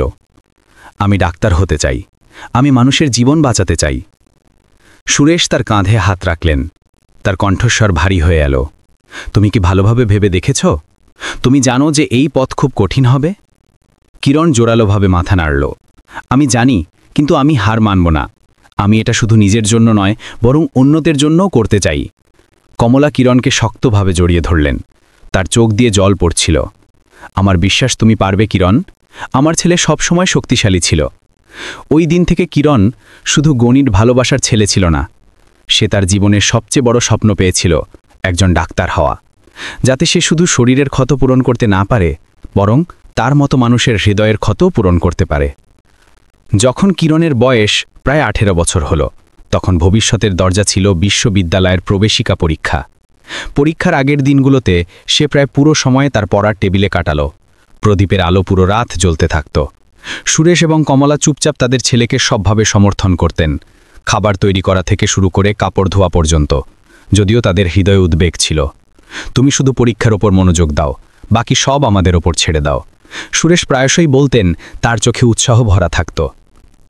পরীক্ষার এক রাত আগে কিরণ তার ছোট বিছানায় শুয়েছিল। তার হাতে ছেঁড়া বইটি ছিল এবং তার হৃদয় উদ্বেগে ভরা ছিল। আমি কি পারব যদি আমি ব্যর্থ হই? সে নিজেকে ফিসফিস করে বলল। কিন্তু সঙ্গে সঙ্গে ডক্টর শর্মা, রাজু, প্রিয়া, সুরেশ এবং কমলার ছবিগুলো তার মনে ভেসে উঠল। তারা আমাকে বিশ্বাস করে, আমাকে এটা করতেই হবে, সে নিজেকে বলল এবং চোখ বন্ধ করে ঘুমিয়ে পড়ল। 3 দিনের পরীক্ষা একটি ঝড়ের মতো কেটে গেল। প্রতিদিন সকালে কিরণ ধরফড় করার হৃদয় পরীক্ষা হলে যেত, কিন্তু তার চোখে দৃঢ় সংকল্প থাকত। সে প্রতিবার প্রশ্নপত্র পাওয়ার পর গভীর শ্বাস নিত। প্রতিটি প্রশ্ন, প্রতিটি সংখ্যা, প্রতিটি শব্দের ওপর সম্পূর্ণ মনোযোগ দিত। যখন শেষ পরীক্ষা শেষ হলো, কিরণ ক্লান্ত অনুভব করছিল, কিন্তু তার মন হালকা ছিল। আমি আমার সর্বোচ্চ চেষ্টা করেছি। 1 মাস পর ফল ঘোষিত হলো। কিরণ তার ছোট বাড়িতে কম্পিউটার স্ক্রিনের সামনে বসেছিল। তার কাঁপতে থাকা হাতগুলো নিজের রোল নাম্বার টাইপ করল। তার হৃদয় যেন থেমে যাচ্ছিল। যখন তালিকা সামনে এলো, কিরণ প্রায় 27.75% নম্বর নিয়ে শহরের মেডিকেল কলেজে ভর্তি হয়ে গেল। মা, আমি পাশ হয়ে গেছি, সে চিৎকার করে উঠল। তার মুখ বেয়ে জল পড়ছিল। কমলা রান্নাঘর থেকে দৌড়ে এলেন এবং কিরণকে শক্তভাবে জড়িয়ে ধরলেন। তার কণ্ঠস্বর ভারী হয়ে গেল। আমি প্রথমবার দেখেই জানতাম, আমার ছেলে করে দেখিয়েছে। সুরেশ ভেতরে এলেন এবং কিরণের কাঁধে চাপড় মারলেন। তার চোখও লাল ছিল। আমার তোমার উপর গর্ব আছে সোনা, এখন এগিয়ে যাও, কোনো কিছুকেই ভয় পাওয়ার দরকার নেই। কিন্তু ইউনিভার্সিটির যাত্রা কিরণ যতটা ভেবেছিল ততটা সহজ ছিল না। যখন সে শত শত ছাত্রের সেই বড় কলেজে পা রাখল, তখন তার ভিন্ন চেহারা সঙ্গে সঙ্গে কৌতূহলী দৃষ্টি আকর্ষণ করল। ওই ছেলেটাকে দেখো, ওর মুখটা দেখো, ও এখানে কিভাবে এলো? এই ফিসফিসানি করিডোরে প্রতিধ্বনিত হতো এবং কখনো কখনো তাকে অপমানজনক দৃষ্টির মুখোমুখি হতে হতো। কিরণ জানত যে এখানে টিকে থাকতে হলে তাকে আগের চেয়ে বেশি শক্তিশালী হতে হবে। দিনে সে চুপচাপ লাইব্রেরিতে বসত, মনোযোগ দিয়ে নোট তৈরি করত এবং কঠোর পরিশ্রম করে পড়াশোনা করত। রাতে সে খরচ চালানোর জন্য একটি ছোট দোকানে কাজ করত। ক্লান্তি সত্ত্বেও কিরণ কখনো চেষ্টা করা ছাড়েনি। তার ডক্টর শর্মার কথা মনে ছিল, কাউকে এটা বলতে দিও না যে তুমি পারবে না, তোমার যোগ্যতাকে কথা বলতে দাও। একদিন অ্যানাটমি প্র্যাকটিক্যাল ক্লাসের সময় যখন কিরণ মনোযোগ দিয়ে প্রতিটি প্রক্রিয়া করছিল, একজন অন্য ছাত্র ইচ্ছা করে ফিসফিস করে বলল, একে দেখো, যদি এ ডাক্তার হয় তাহলে কে চিকিৎসা করাতে আসবে? রোগীটা তো পালিয়ে যাবে। কিরণ থেমে গেল। তার হাত অজান্তে শক্ত হয়ে গেল। তার হৃদয় ব্যথিত হল, কিন্তু সে শান্ত থাকার চেষ্টা করল। যখন প্রথম কেস তাকে দেওয়া হলো, কিরণ রোগীর বিছানার কাছে গেল, মনোযোগ দিয়ে ফাইল পরীক্ষা করল এবং পরীক্ষা শুরু করল। কিন্তু রোগী, একজন বয়স্ক মহিলা, মাথা নেড়ে দিলেন। তার চোখে ভয় ছিল। আমি এর কাছে চিকিৎসা করাবো না, আমাকে অন্য ডাক্তার দিন। কয়েক মুহূর্তের জন্য ঘরে নীরবতা নেমে এলো। বাতাস যেন জমে গিয়েছিল। কিরণ মাথা নিচু করল এবং সেই কেস অন্য ছাত্রকে দিয়ে দিল। সারাদিন তার মনে হল যেন সে একটি দুঃস্বপ্নের মধ্যে দিয়ে যাচ্ছে। রাতে ভাড়া বাড়িতে ফিরে কিরণ তার পড়ার টেবিলের সামনে বসল। তার মাথা বইগুলোর ওপর ঝুঁকেছিল এবং পাতাগুলোর ওপর জল পড়ছিল। সে নিজেকে জিজ্ঞাসা করল, আমি কি ভুল ছিলাম? আমি কি এমন কিছু তাড়া করছি যা অনেক দূরে? পরের দিন কিরণের কাছে ডক্টর শর্মার একটি অপ্রত্যাশিত ফোন এলো, যিনি তাকে অনুপ্রাণিত করেছিলেন। কিরণ, অনেক দিন ধরে তুমি তোমার ইন্টার্নশিপের অগ্রগতির কথা বলনি, কোনো সমস্যা হয়েছে কি? সেই পরিচিত কণ্ঠস্বর কিরণের গলা ভরিয়ে দিল। সে সব কিছু বলে দিল। প্রতিটি প্রত্যাখ্যান, প্রতিটি দূরে সরে যাওয়া দৃষ্টি, প্রতিটি অদৃশ্য ক্ষত যা তাকে সহ্য করতে হচ্ছিল। অন্যদিকে কিছুক্ষণ নীরবতা রইল। তারপর ডক্টর শর্মা ধীরে ধীরে হাসলেন। তুমি কি জানো, প্রথমে আমার সাথেও এমনটাই হতো। কেউ বিশ্বাস করত না যে একজন গরিব অনাথ ছেলে ডাক্তার হতে পারে, কিন্তু আমি তাদের আমাকে সংজ্ঞায়িত করতে দিইনি। আমি আমার যোগ্যতাকে কথা বলতে দিয়েছিলাম। তাদের যোগ্যতাকে জানতে হয়েছিল। শব্দগুলো কিরণের আত্মার মধ্যে আলোর মতো কাজ করল। কিরণ, লোকেরা প্রথমে তোমাকে বিশ্বাস করবে না, কিন্তু যদি তুমি তাদের জীবন বাঁচাও তবে তারা তাদের ভাবনা পাল্টে ফেলবে। মনে রেখো, একজন ডাক্তারকে তার চেহারার জন্য নয়, বরং তার উৎসর্গ এবং দুঃখতার জন্য স্বীকার করা হয়। পরের দিন কিরণ নতুন উদ্দীপনা নিয়ে হাসপাতালে ফিরল। এইবার যখন একজন রোগী তাকে পরীক্ষা করতে অস্বীকার করল, তখন কিরণ পিছু হটল না। সে ধৈর্য ধরে রোগের অবস্থা বোঝালো, চিকিৎসার বিকল্পগুলো পরিষ্কার এবং পেশাদারভাবে জানালো। প্রথমে রোগী এখনও ভীত ছিল, কিন্তু যখন সে কিরণের কথায় জ্ঞান এবং উৎসর্গ শুনল, তখন তার মনোভাব পাল্টাতে শুরু করল। ঠিক আছে, তুমি করো, রোগী ইতস্তত করে বলল, কিন্তু এখন তার কণ্ঠে আগের মতো দূরত্ব ছিল না। কিরণ পরীক্ষা শুরু করল। তার হাত আগের চেয়েও বেশি স্থির ছিল। এটি ছিল প্রথম রোগী যিনি তাকে তার উৎসর্গ এবং ক্ষমতা ছাড়া অন্য কোনো কিছুর জন্য নয়, বরং চিকিৎসা করার জন্য স্বীকার করেছিলেন। ওই দিন থেকে কিরণ বুঝতে পারল যে একজন ডাক্তারের যাত্রা শুধু অন্যদের পূর্বধারণাগুলো অতিক্রম করা নয়, বরং ধৈর্য এবং সততা শেখা। এখন তার সমালোচনাত্মক দৃষ্টির ভয় লাগত না, কারণ সে জানত যে সে সঠিক কাজ করছে। শহরের হাসপাতালে গভীর রাতের ঘটনা। কিরণ এইমাত্র 12 ঘন্টার তার শিফট শেষ করেছিল। তার চোখ ক্লান্তিতে ভারী ছিল, কিন্তু সে ভাড়া বাড়িতে যাওয়ার আগে এখনও তার রিপোর্ট শেষ করার চেষ্টা করছিল। হঠাৎ তার ফোন বাজল। অন্যদিকে নার্সের ঘাবড়ে যাওয়া কণ্ঠস্বর ছিল, ডক্টর কিরণ, আমাদের আপনাকে এক্ষুনি দরকার, একটি গুরুতর সড়ক দুর্ঘটনার কেস, রোগীর অবস্থা খুব নাজুক। কিরণ সঙ্গে সঙ্গে নিজেকে সামলে নিল। নিজের সাদা কোট পরল এবং সরাসরি এমার্জেন্সি রুমের দিকে ছুটল। যখন সে ভিতরে গেল সেখানে বিশৃঙ্খলার পরিবেশ ছিল।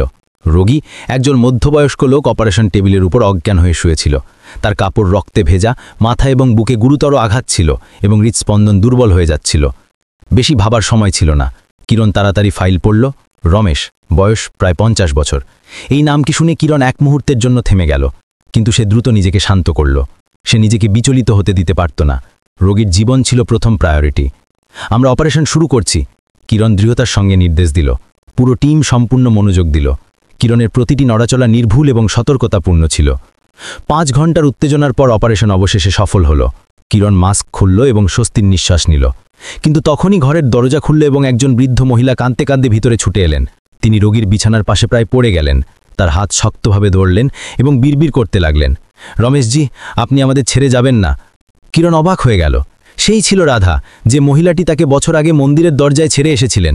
যদিও সময় তার মুখে দাগ ফেলেছিল, তার চুল সাদা হয়ে গিয়েছিল, ত্বক তামাটে হয়ে গিয়েছিল এবং চোখে বিষণ্ণতা ছিল, কিরণ তাকে চিনতে ভুল করেনি। সে ওপরে তাকালো এবং যখন দুজনের দৃষ্টি মিলিত হল তখন সময় যেন থেমে গেল। কিরণ, রাধা কাঁপতে কাঁপতে বললেন। তার কণ্ঠস্বর কান্নায় ভেঙে গেল। সোনা, এটা কি তুমি? কিরণ চুপচাপ দাঁড়িয়ে রইল। সেই সমস্ত প্রশ্ন যা সে তার মনে রেখেছিল, সেই সমস্ত অনুভূতি যা 25 বছর ধরে চাপা ছিল, হঠাৎ উথলে উঠল, কিন্তু সে কিছুই বলতে পারল না। তার হৃদয় শুধু একটি শূন্যতা অনুভব হল। সেই মানুষটির মুখোমুখি সে কিভাবে হতে পারত, যে একসময় তার দিক থেকে মুখ ফিরিয়ে নিয়েছিল? ঘরের পরিবেশ দম বন্ধ করা হয়ে গেল। রাধা কিরণের কাছে এলেন। তার কাঁপতে থাকা হাত এগিয়ে এলো, যেন তিনি তাকে ছুঁতে চান। সোনা, আমাকে মাফ করে দাও, আমি তোমার কাছে সত্যিই ক্ষমা চাইছি, তিনি কাঁদতে কাঁদতে বললেন।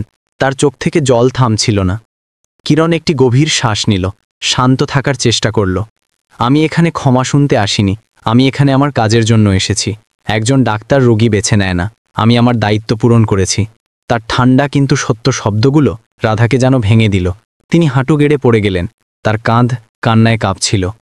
কিরণ ঘুরে দাঁড়ালো এবং ঘর থেকে বেরিয়ে গেল। তার হৃদয় জটিল আবেগে ভারী ছিল। রমেশ কোমা থেকে বেরিয়ে আসার 3 দিন পর রাধা নিজেই কিরণের সাথে যোগাযোগ করলেন। এক সকালে যখন কিরণ তার রাতের শিফট শেষ করেছিল এবং তার অফিসে বসেছিল, তার ফোন বাজল। কলারের নাম দেখে কিরণের বুক ধরফর করে উঠল। সে ফোন ধরল। অন্যদিক থেকে কাঁপতে কাঁপতে এবং ইতস্তত করা কণ্ঠস্বর এলো। কিরণ, তুমি কি আমাকে একটু সময় দিতে পারো? আমি তোমার সাথে দেখা করতে চাই। আমি জানি যে আমার কোনো অধিকার নেই, কিন্তু দয়া করে। রাধার কণ্ঠস্বর ভারী হয়ে এলো, যেন তিনি কান্না থামাতে চেষ্টা করছেন। কিরণ অনেকক্ষণ চুপ থাকল, তারপর ধীরে ধীরে উত্তর দিল, ঠিক আছে, আপনি জায়গা বেছে নিন। 3 দিন পর তারা রাস্তার পাশে একটি ছোট ক্যাফেতে মিলিত হলো, যেখানে সন্ধ্যার গড়িয়ে যাওয়া আলো পাতা ভেদ করে আসছিল, যার কারণে পরিবেশ শান্ত এবং বিষণ্ণ দুটোই লাগছিল। যখন কিরণ ভেতরে গেল, সে রাধাকে একটি কোণে বসে থাকতে দেখল। তার হাত জোড়া ছিল এবং তার দৃষ্টি দূরে কোথাও স্থির ছিল। তার চুল বেশ সাদা হয়ে গিয়েছিল এবং তার মুখে সময় এবং না বলা দুঃখের স্পষ্ট ছাপ দেখা যাচ্ছিল। কিরণকে দেখে রাধা কাঁপতে কাঁপতে উঠে দাঁড়ালেন। কিরণ, তার কণ্ঠস্বর ভেঙে যাওয়া এবং দুর্বল ছিল, যেন একটি ফিসফিসানি। বসো। কিরণ বসল। তার চোখ শান্ত ছিল, কিন্তু তাতে এমন অনুভূতি ছিল যা প্রকাশ করা কঠিন ছিল। আপনি কি বলতে চান, বলুন, সে কথা শুরু করল। তার কণ্ঠস্বর আশ্চর্যজনকভাবে শান্ত ছিল।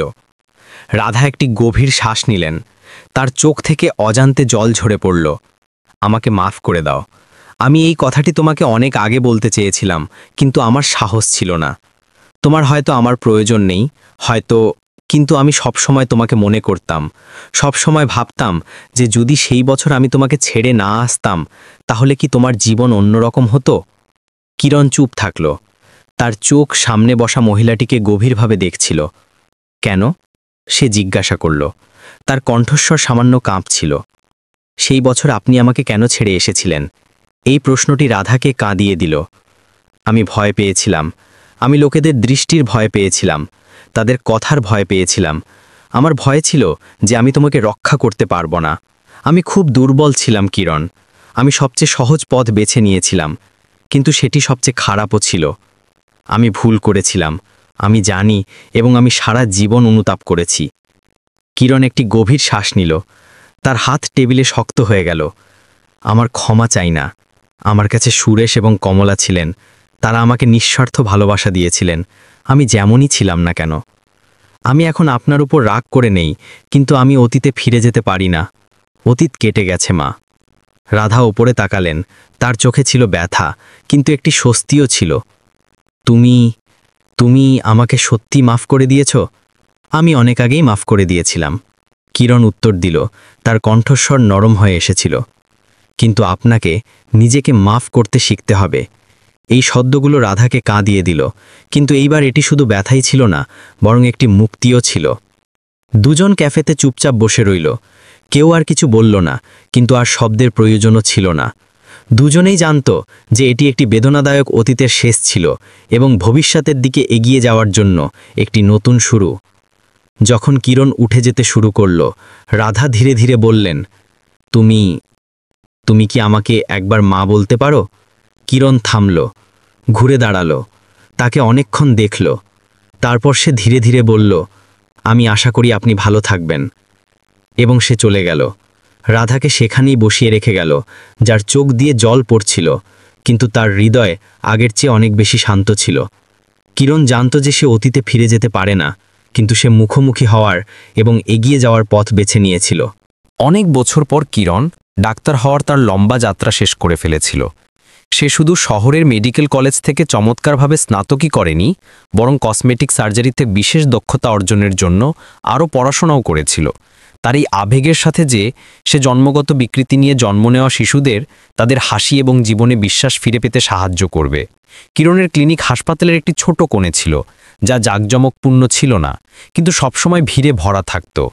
প্রতিদিন সে ডজনখানেক রোগী দেখত, যাদের বেশিরভাগই শিশু ছিল, যারা কাটা ঠোঁট, তালুতে গর্ত বা তাদের নরম মুখে গভীর দাগের মতো জন্মগত বিকৃতি নিয়ে আসত। কিরণের জন্য প্রতিটি অপারেশন শুধু একটি কাজ ছিল না, বরং একটি মিশন ছিল। একদিন একজন তরুণী মা তার ছেলেকে কিরণের ক্লিনিকে নিয়ে এলেন। ছেলেটির বয়স ছিল প্রায় 7 বছর, যার চোখ ছিল বিষণ্ণ এবং মুখ গুরুতরভাবে কাটা ঠোঁট দ্বারা বিকৃত ছিল। ছেলেটি মাথা নিচু করে রেখেছিল, নিজের মায়ের সাথে সেটেছিল, কারো চোখে সরাসরি তাকানোর সাহস ছিল। মা কাঁদতে কাঁদতে বলতে লাগলেন, ডক্টর সাহেব, আমার ছেলেটি ওর বন্ধুরা টিটকরি করে, ও স্কুলে যেতে ভয় পায়, কারো সাথে কথা বলে না। আমি শুধু চাই যে আমার ছেলে অন্য বাচ্চাদের মতো হাসতে পারুক। কিরণ সেখানেই দাঁড়িয়ে রইল। ওই ছেলেটির ছবিটি একেবারে তার শৈশবের মতো ছিল, একটি শিশু যে বিচ্ছিন্নতা এবং বৈষম্যের ব্যথা সহ্য করছে। সে হাঁটু গেড়ে বসল, ছেলেটির চোখে সরাসরি তাকিয়ে তার কণ্ঠস্বর নরম কিন্তু উষ্ণ ছিল। তোমার কি খারাপ লাগে যখন বন্ধুরা তোমার উপহাস করে? ছেলেটি ধীরে ধীরে মাথা নাড়ল, তার চোখে জল ছিল। কিরণ হাসল এবং তার কাঁধে হাত রাখল। আমিও তোমার মতো ছিলাম, কিন্তু আমি শিখেছি যে তোমাকে অন্য কারো মতো হওয়ার দরকার নেই। তুমি তবুও একটি ভালো জীবন যাপন করতে পারো, কারণ তুমি তুমি। এই শব্দগুলো ছেলেটিকে উপরে তাকাতে বাধ্য করল। তার চোখ ধীরে ধীরে উজ্জ্বল হতে লাগল। আমি আমি কি একজন স্বাভাবিক মানুষ হতে পারি? সে কাঁপতে থাকা কণ্ঠে জিজ্ঞাসা করল। শুধু স্বাভাবিক নয়, কিরণ উত্তর দিল। তার হাসি তখনও কোমল ছিল।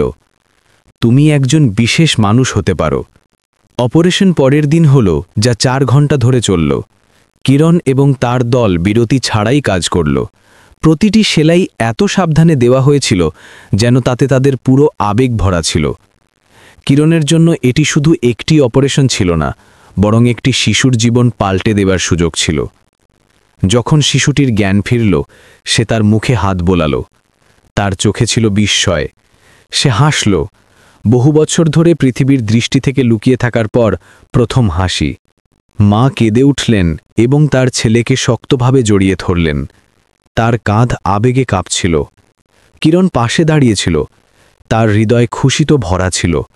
কিন্তু যাওয়ার আগে সে ধীরে ধীরে ছেলেটিকে বলল, তুমি কি জানো যে তুমি কেন হাসতে পারলে?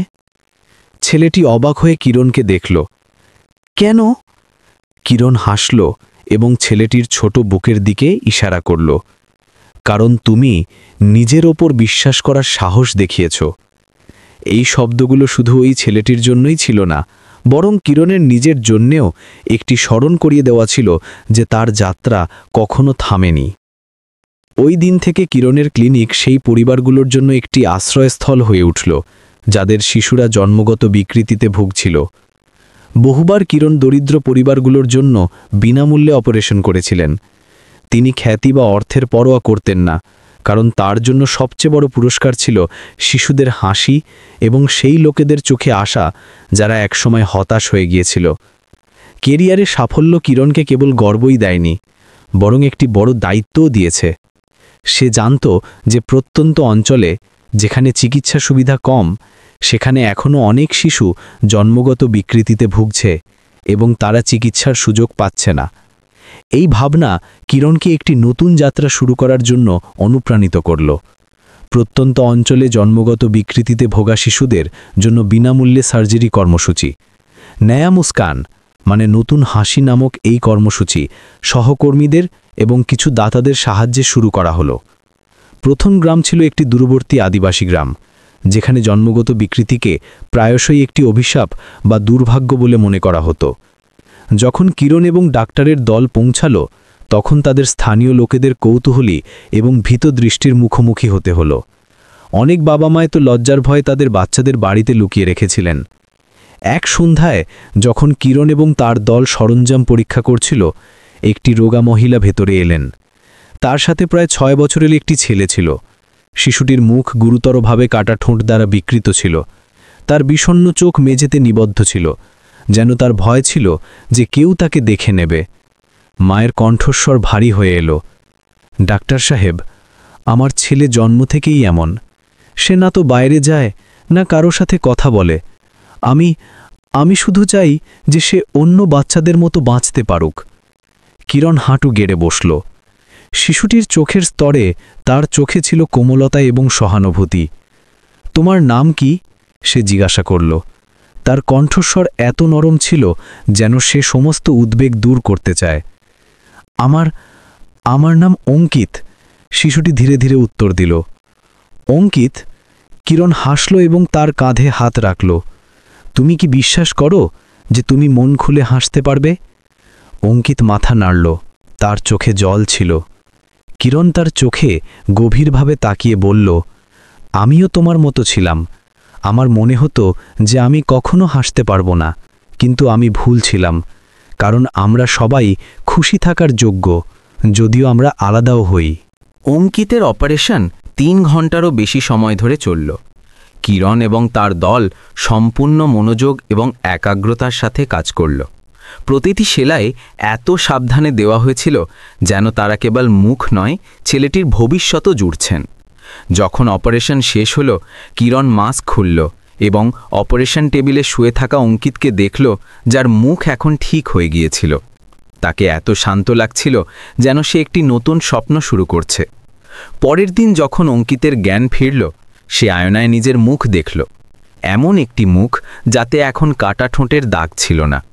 ছেলেটির চোখ ঝলসে উঠল, তার ঠোঁট কাঁপল, যেন সে যা ঘটছে তা বিশ্বাস করতে পারছিল না। মা? অঙ্কিত ফিসফিস করে বলল, তার চোখ দিয়ে জল পড়ছিল। আমি হাসতে পারি? মা কেঁদে উঠলেন এবং তার ছেলেকে শক্তভাবে জড়িয়ে ধরলেন। ধন্যবাদ ডাক্তার সাহেব, আমার ছেলেকে একটি নতুন জীবন দেওয়ার জন্য ধন্যবাদ। কিরণ সেখানেই দাঁড়িয়ে চুপচাপ হাসছিল, কিন্তু যাওয়ার আগে সে অঙ্কিতকে বলল, তুমি কি জানো যে তুমি কেন হাসতে পারলে? কারণ তুমি নিজের ওপর বিশ্বাস করার সাহস দেখিয়েছ। অঙ্কিতের পরে নয়া মুস্কান কর্মসূচি দ্রুত ছড়িয়ে পড়ল এবং কঠিন অঞ্চলের শত শত শিশুর জন্য আশা নিয়ে এলো। কিরণের জন্য এই যাত্রাগুলো শুধু চিকিৎসার সুযোগ ছিল না, বরং সমাজের বিকৃত শিশুদের প্রতি দৃষ্টিভঙ্গি পাল্টে দেওয়ার একটি উপায়ও ছিল। ধীরে ধীরে বৈষম্যমূলক দৃষ্টি এবং ফিসফিসানির জায়গা বোঝ এবং ভালোবাসা নিল। একদিন যখন কর্মসূচি সাময়িকভাবে শেষ হলো, কিরণ হাসপাতালে ফিরে এলো। সে পরিকল্পনা বোর্ডের সামনে দাঁড়িয়েছিল, তার চোখ ঝলসে উঠছিল। সে জানত যে এই যাত্রা এখনও থামেনি এবং বাইরে এখনও অনেক শিশু আছে যাদের তার হাতের প্রয়োজন। হাসপাতালে একটি শান্ত সকালে কিরণ তার অফিসে বসে মনোযোগ দিয়ে রোগীদের তালিকা পড়ছিল। জানালা থেকে আসা হালকা রোদ ছোট ঘরটিকে গরম করছিল। হঠাৎ নার্স দরজা ঠুকলেন এবং ভেতরে এলেন। তার হাতে একটি হালকা হলুদ খাম ছিল। ডক্টর কিরণ, আপনার জন্য একটি চিঠি আছে, তিনি বললেন, খামটি টেবিলে রাখতে রাখতে। আমার মনে হয় আপনি এটি এখনই পড়তে চাইবেন। কিরণ একটু অবাক হল। প্রযুক্তির এই যুগে হাতে চিঠি কে লেখে? সে খামটি খুলল। ভেতরে একটি কাগজ ছিল যাতে পরিপাটি করে লেখা ছিল, এবং প্রথম লাইনটি তার হৃদয় ছুঁয়ে গেল। প্রিয় ডক্টর কিরণ, আমি অঙ্কিত, সেই ছেলেটি যার আপনি 2 বছর আগে অপারেশন করেছিলেন। আমি জানি না যে আপনি আমাকে মনে রেখেছেন কিনা, কিন্তু আপনি আমার খুব ভালোভাবে মনে আছেন। ওই দিন আপনি বলেছিলেন যে আমি হাসতে পারি যদি আমি নিজের ওপর বিশ্বাস করার সাহস করি। ডাক্তার সাহেব, আপনি কি জানেন যে অপারেশনের পর আমার জীবন অনেক বদলে গেছে? আমি বাইরে বেরোনো শুরু করেছি, স্কুলে যাওয়া শুরু করেছি, এবং প্রথমবার আমার বন্ধু হয়েছে। লোকেরা এখন আর আমার উপহাস করে না, বরং বলে যে আমার হাসি খুব সুন্দর। আমি সেই অনুভূতি প্রকাশ করতে পারছি না। শুধু এতটুকু জানি যে আমি আপনার কাছে খুব কৃতজ্ঞ। আজ আমি এই চিঠিটি আপনাকে একটি খুব গুরুত্বপূর্ণ কথা বলার জন্য লিখছি। আমি সিদ্ধান্ত নিয়েছি যে বড় হয়ে আমি আপনার মতো একজন ডাক্তার হব। আমি আমার মতো বাচ্চাদের সাহায্য করতে চাই, যাতে কেউ একা এবং ভীত অনুভব না করে। আপনি আমাকে একটি স্বপ্ন দিয়েছেন এবং আমি সেই স্বপ্নকে সত্যি করার জন্য আমার সর্বোচ্চ চেষ্টা করব। আমাকে এই বিশ্বাস দেওয়ার জন্য ধন্যবাদ যে আমি একটি উন্নত জীবনের যোগ্য। আমি আশা করি যে একদিন আমি আপনার পাশে দাঁড়িয়ে অন্যদের সাহায্য করতে পারব, যেমন আপনি আমাকে সাহায্য করেছিলেন। আপনার সুস্বাস্থ্য এবং সুখের কামনা করি। আপনার অঙ্কিত। কিরণ চিঠিটি নিচে রাখল। তার হাত সামান্য কাঁপছিল। তার চোখ জানালা দিয়ে বাইরে দূরে দেখছিল, কিন্তু তার মন অতীতের ছবিগুলোতে ভরা ছিল। অঙ্কিত, যার চোখ বিষণ্ণ ছিল, তার মা, যিনি নিজের ছেলেকে জড়িয়ে ধরে কাঁদছিলেন, এবং অপারেশনের পর অঙ্কিতের প্রথম হাসি। সে তার মুখে আসা হাসি আটকাতে পারল না। এই চিঠিটি শুধু একটি ধন্যবাদ ছিল না, বরং এই কথার প্রমাণ ছিল যে সে যা করছে তা শুধু এক ব্যক্তির জীবন পাল্টে দিচ্ছে না, বরং একটি ঢেউ তৈরি করছে যা একটি নতুন প্রজন্মকে শক্তি দিচ্ছে। কিরণ কলম তুলে নিল এবং অঙ্কিতকে উত্তরে একটি ছোট্ট লাইন লিখল। তুমি পারবে, সবসময় নিজের উপর বিশ্বাস রাখবে, যেমন আমি তোমার উপর বিশ্বাস রেখেছিলাম। ওই রাতে যখন কিরণ বাড়ি ফিরল, সে তার পড়ার টেবিলে চুপচাপ বসে রইল। অঙ্কিতের চিঠি টেবিলে পরিপাটি করে রাখা ছিল, যেন একটি মনে করিয়ে দেওয়া যে তার যাত্রা এখনো অনেক লম্বা। সে জানত যে অঙ্কিতের স্বপ্নই সেই কারণ ছিল যা দিয়ে সেই সব শুরু করেছিল। কেবল শারীরিক ক্ষতপূরণ করা নয়, বরং সেই শিশুদের হৃদয়ে বিশ্বাসের আলো জ্বালানো যাদেরকে একসময় ভুলে যাওয়া হয়েছিল। কয়েক বছর পর নয়া মুস্কান কর্মসূচি দেশের সবচেয়ে গুরুত্বপূর্ণ কমিউনিটি স্বাস্থ্য প্রকল্পগুলির মধ্যে একটি হয়ে উঠেছিল, যা হাজারো জন্মগত বিকৃতিতে ভোগা শিশুদের জন্য আশা নিয়ে এসেছিল। কিরণ এবং তার দল যে মূল্যবোধ তৈরি করেছিল তা কেবল শারীরিক চিকিৎসা পর্যন্তই সীমাবদ্ধ ছিল না, বরং সমাজকে সেই লোকেদের প্রতি মনোভাবও পাল্টে দিয়েছিল যাদেরকে একসময় আলাদা করে দেওয়া হয়েছিল। এক সকালে হাসপাতালে কিরণ অপারেশন রুমে দাঁড়িয়েছিল, কাচের ওপার থেকে দেখছিল। ভেতরে অঙ্কিত, যে এখন একজন যুবক এবং উদ্যমী ডাক্তার হয়ে উঠেছে, তার কেরিয়ারের প্রথম অপারেশন করছে। কিরণ অঙ্কিতের চোখে একাগ্রতা দেখল। তার প্রতিটি নড়াচড়া সতর্কতাপূর্ণ এবং নির্ভুল ছিল। যখন রোগীকে নিরাপদে বাইরে নিয়ে যাওয়া হলো, তখন অঙ্কিত অপারেশন রুম থেকে বেরিয়ে এলো। তার মুখে ছিল একটি প্রস্ফুটিত হাসি। প্রথম অপারেশন কেমন হলো? কিরণ অঙ্কিতের কাঁধে আলতো করে চাপড় মারতে মারতে জিজ্ঞাসা করল। অঙ্কিত তার কপাল থেকে ঘাম মুছল। তার চোখ ছলসাচ্ছিল। রোগী এখন স্থিতিশীল স্যার, আর যখন তার জ্ঞান ফিরল, সে আমাকে দেখে হাসল। কিরণ মাথা নাড়ল। তার হৃদয় গর্বে ভরে গেল।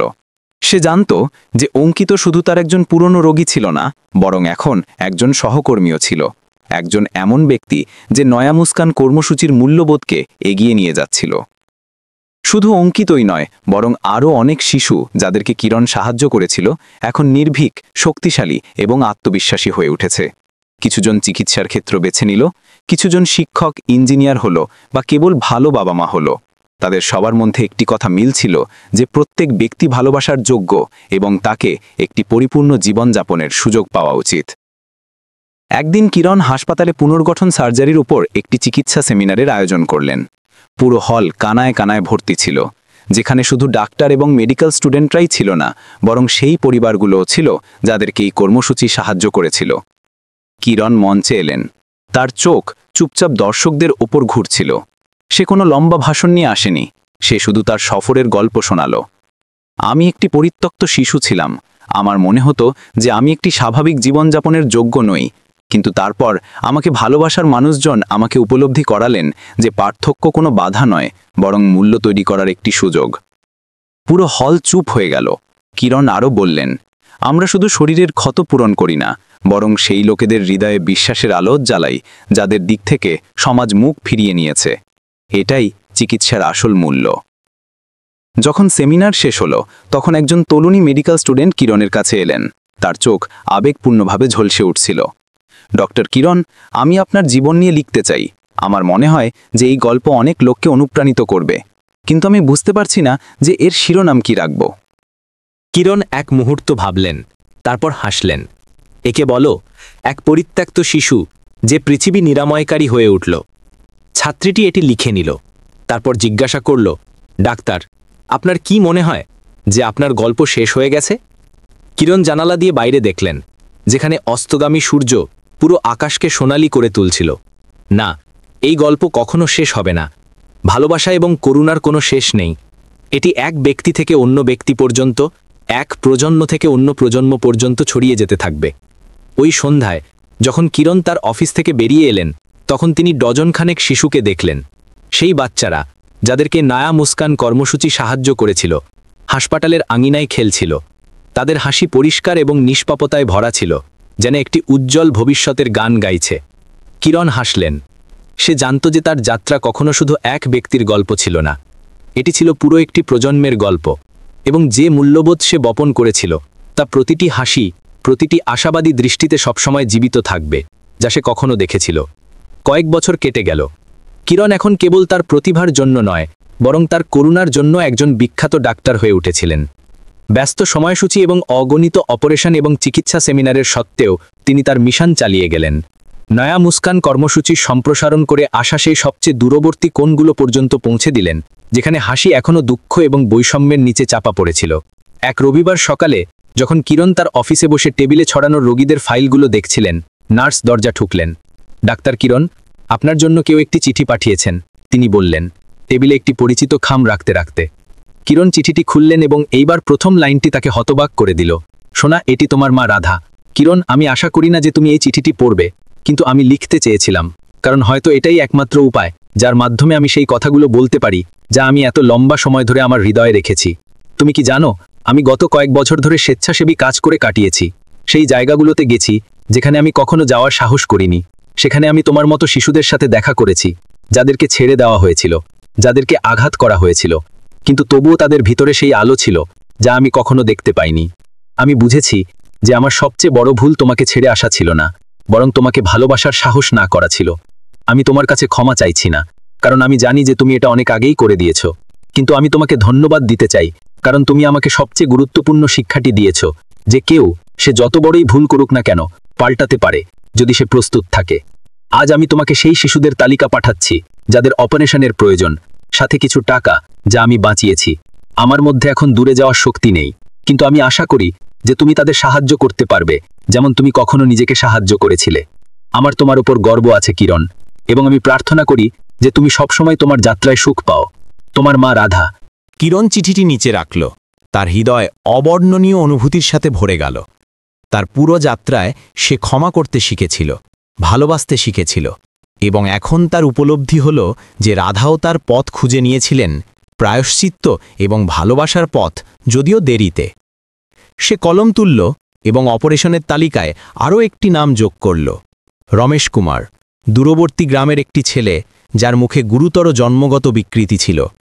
কিরণের জন্য এটি তার মায়ের যাত্রা চালিয়ে যাওয়ার একটি উপায় ছিল, এবং এটিও নিশ্চিত করার যে করুণার উত্তরাধিকার কখনো থামবে না। বছরের শেষে নয়া মুস্কান কর্মসূচি হাসপাতালে একটি বার্ষিকী উদযাপনের আয়োজন করল। অঙ্কিত, যে এখন একজন উদ্যমী যুবক ডাক্তার, মঞ্চে কিরণের পাশে দাঁড়িয়েছিল। নিচে শত শত শিশু যাদেরকে সাহায্য করা হয়েছিল তাদের পরিবারের সাথে বসেছিল। তাদের মুখে ছিল প্রস্ফুটিত হাসি।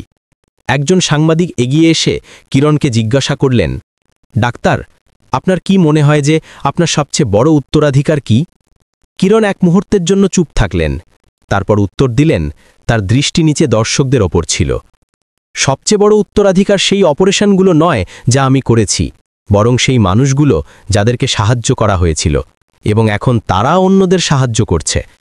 করুণা একজন ব্যক্তির ওপর থেমে যাওয়ার জিনিস নয়, এটি একটি চক্র। আপনি যতটা দেন ততটাই এটি ছড়ায়। পুরো হল দাঁড়িয়ে করতালি দিতে লাগল। অনেকের মুখে আবেগের জল ছিল। কিরণ হাসলেন, এটা জানতে পেরে যে তার গল্প তাদের হৃদয় স্পর্শ করেছে এবং এই যাত্রা কখনো শেষ হবে না। ওই রাতে যখন কিরণ বাড়ি ফিরল, সে তার পড়ার টেবিলের সামনে বসে একটি সাদা কাগজ খুলল এবং লিখল, ভালোবাসা এবং করুণার কোনো শেষ হয় না। এটি ছোট ছোট জিনিস দিয়ে শুরু হয়, কিন্তু পুরো পৃথিবীকে পাল্টে দিতে পারে।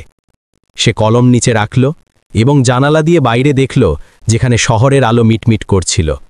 কিরণ জানত যে উত্তরাধিকার সে ছেড়ে যাচ্ছে তা খ্যাতি বা কৃতিত্বে নেই, বরং সেই জীবনে আছে যাদেরকে সে পাল্টাতে সাহায্য করেছিল এবং আশার সেই শিখাগুলোতে আছে যাদেরকে সে জ্বালিয়েছিল।